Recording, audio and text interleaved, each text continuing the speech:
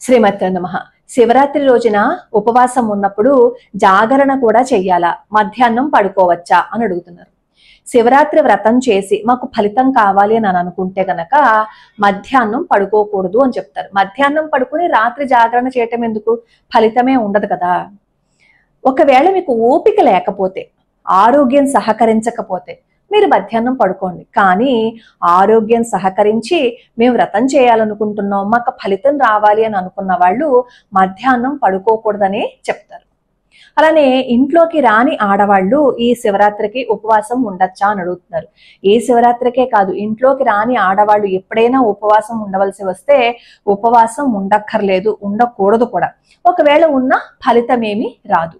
4వ రోజు స్నానం అయిన తర్వాత అభిషేకం చేసుకోవచ్చా, గుడికి వెళ్ళొచ్చా అని అడుగుతున్నారు. 4వ రోజు స్నానం అయిన తర్వాత అసలు పూజ చేయకూడదు, అప్పుడు గుడికి కూడా వెళ్ళకూడదు కదా, అభిషేకం కూడా చేయకూడదు కదా. కానీ 5వ రోజు స్నానం అయ్యాక మళ్ళీ 5వ రోజు కూడా మారు స్నానం చెయ్యాలి. అప్పుడు మీరు ఇంట్లో పూజ చేసుకోవచ్చు, దేవాలయానికి కూడా వెళ్ళొచ్చు. అలానే శివలింగం ఉంటే నిత్యం అభిషేకం చెయ్యాలా అని అడుగుతున్నారు. నిత్యం అభిషేకం చెయ్యలేకపోయినా శివలింగానికి చక్కగా కడిగేసి బొట్టు పెట్టి మీరు ఒక పుష్పాన్నో ఒక బిల్వదళాన్నో సమర్పణ చేసి ఒక 11 సార్లు ఎన్నోసార్లు నమశివాయ అని స్మరణ చేసుకోండి.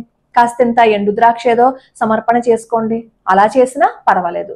కానీ ఏమీ చేయకుండా అలా ఉత్తనే మాత్రం వదిలేకండి. ఏ ఇంట్లో అయితే నిత్య దీపారాధన వెలుగుతుందో, ఏ ఇంట్లో అయితే నిత్య దేవతార్చన జరుగుతుందో ఆ ఇల్లు సర్వ శుభాలకి నిలయమై ఉంటుందని చెప్పి మన పెద్దవాళ్ళు చెప్తారు. దాంపత్యం తర్వాత అన్ని తడిపేయాలా అని చెప్పి అడుగుతున్నారు.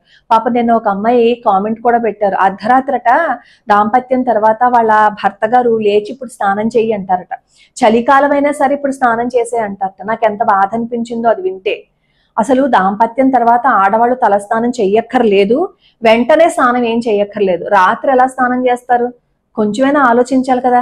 కానీ పొద్దున్నే లేచిన తర్వాత ఏం చేస్తారు అంటే మొత్తం ఇల్లంతా తిరిగేయకుండా స్నానం చేసేసి అప్పుడు మీ పనులు చేసుకోండి.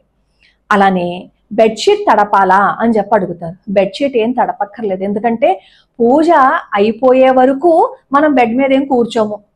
మంగళ ద్రవ్యాలు, కొత్త బట్టలు, డబ్బులు ఇవేవి మనం మంచం మీద పెట్టం కదా. కాబట్టి బెడ్షీట్ ఏం తడపక్కర్లేదు, అలా ఉంచొచ్చు. అలానే నెలసరి 5వ రోజు అయిపోయిన తర్వాత ప్రతి నెల మేమేమో పూజా మందిరాన్ని శుభ్రం చేసుకోవాలని అడుగుతున్నారు. ఇవి నేను చాలా సార్లు చెప్పాను, అయినా మళ్ళీ మళ్ళీ అడుగుతున్నారు. మళ్ళీ చెప్తున్నాను చూడండి. 5వ రోజు స్నానం అయిపోయిన తర్వాత మీరు ప్రత్యేకంగా దేవుడి మందిరం శుభ్రం చెయ్యాలి అని ఏం లేదు. మీరు తర్వాత రోజైనా శుభ్రం చేసుకోవచ్చు.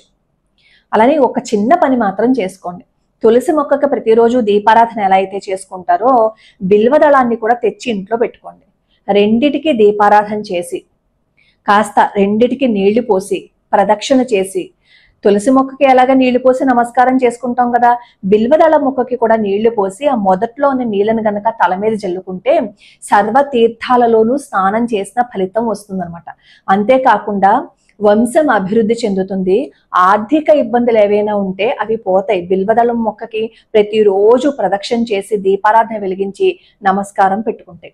మనం మన పెద్దవాళ్ళు చెప్పిన దాన్ని కొట్టి పారేయకుండా దాన్ని అనుసరిస్తూ వెళ్ళాము అని అనుకోండి, మన కష్టాలు నెమ్మదిగా తీరిపోతాయి. మనం మన పెద్దవాళ్ళు చెప్పింది వినడం మానేసి మన వంశంలోనూ మన కుటుంబంలోనూ వంశపారంపర్యంగా వస్తున్నవన్నీ పాటించటం మానేసాం కాబట్టే ఎన్నో ఇబ్బందులని మనం ఎదుర్కొంటున్నాం.